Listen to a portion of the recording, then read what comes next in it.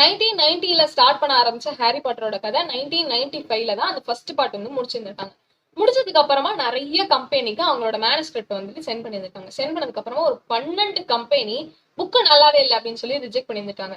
But JK. Rolling அதுக்கப்புறமும் try பண்ணி 13ஆவதா ஒரு கம்பெனிக்கு அனுப்பியிருந்திருக்காங்க. பிளாசம்பரி அப்படின்ற ஒரு கம்பெனிக்கு அவங்க புக்கை சென்ட் பண்ணியிருக்காங்க. அவங்களும் புக்கை ஓகே சொல்லியிருந்திருக்காங்க. அக்செப்ட் பண்ணதுக்கு அப்புறமா ஒரு 500 காப்பி வந்துட்டு நாங்க ஃபர்ஸ்ட் ரிலீஸ் பண்ண போறோம் அப்படின்னு சொல்லியிருக்காங்க. கம்பெனி என்ன சொல்லியிருந்திருக்காங்கன்னா, நீங்க ஒரு பொண்ணு எழுதின புக்கை வந்துட்டு பசங்க ஆர்வமா வாங்கி படிக்க மாட்டாங்க. சோ உங்களோட பேரை வந்துட்டு ஒரு பையன் பேர் மாதிரி மாத்திக்கோங்களேன் அப்படின்னு சொல்லியிருந்திருக்காங்க. எக்ஸாம்பிளுக்கு சொல்லணும்னா, ஆக்டர்ஸ் எல்லாருமே வந்துட்டு நடிக்க வரதுக்கு முன்னாடி ஒரு பேர் வச்சிருப்பாங்க, நடிக்க வந்ததுக்கு அப்புறமா ஒரு பேர் வச்சிருப்பாங்க. ஆக்டர் சூர்யாவே எடுத்துக்கிட்டோம்னா அவரோட பேர் சரவணன், ஆக்டிங் வந்ததுக்கு அப்புறமா சூர்யா அப்படின்னு மாத்திட்டாரு. அப்படி ரவுலிங் கிட்ட அவங்க சொல்லும் போது அவங்க அந்த ஜே.கே. அப்படின்ற பேரே உருவாக்குனாங்க. ரவுலிங்கோட உண்மையான பேர் என்னன்னா ஜோனா ரவுலிங். ஜோனாக்கு ஜே அண்ட் அவங்களோட கிராண்ட் மதரான கேத்லின் அப்படின்றவங்களோட கே எடுத்துட்டு ஜே.கே. ரவுலிங் அப்படின்ற பேரை அவங்களே வச்சுக்கிட்டாங்க. 1999ல அவங்களோட ஹாரி பாட்டரோட ஃபர்ஸ்ட் பார்ட் எவ்வளவு தெரியுமா வித்துச்சு? 3 லட்சம் காப்பி வித்து இருந்திருக்கு.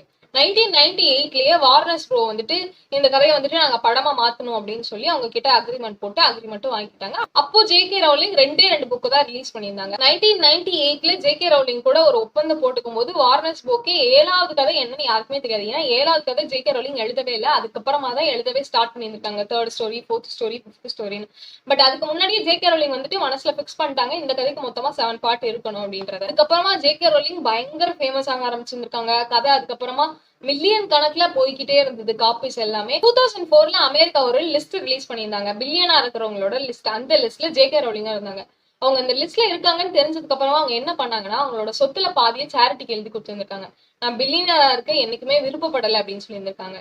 ஃபர்ஸ்ட் புக் ரிலீஸ் ஆனா 2 மாசத்துலயே ரீமேரேஜ் பண்ணிக்கிட்டாங்க. அதுக்கப்புறமா அடுத்தடுத்த புக் ரிலீஸ் பண்ணிட்டே இருந்தாங்க. 2007ல ஹாரி பாட்டரோட லாஸ்ட் பார்ட் ரிலீஸ் ஆச்சு, 7th பார்ட். அந்த லாஸ்ட் புக் மட்டுமே 450 மில்லியன் காப்பீஸ் ரிலீஸ் ஆச்சு. 67 லாங்குவேஜ்ல டிரான்ஸ்லேட் பண்ணாங்க.